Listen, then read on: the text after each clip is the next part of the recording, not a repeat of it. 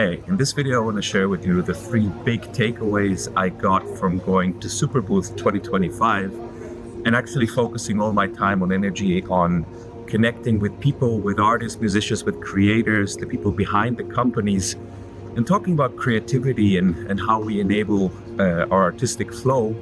rather than actually focusing on the gear and all the cables and plugins and whatever, all the stuff that's out there. And so I felt like it could be a really good idea this year to not go for the usual stuff of geeking out over synths and, all the cool stuff that's out there, because I can tell my energy, my interest has very much shifted now to being more interested actually in the people that are there. So the musicians, the creators, the people that come up with the vision for products, and trying to understand better their creative process. And I came across 3 really big learnings that I would like to share with you on this video. I had a very long discussion last night with another musician and actually a film director and a healer, and we were speaking about what is the state that allows for creative flow, and what are the things that can get in the way of that when you're trying to express your creativity and art in a very technocratic system, which, electronic music production can very much be.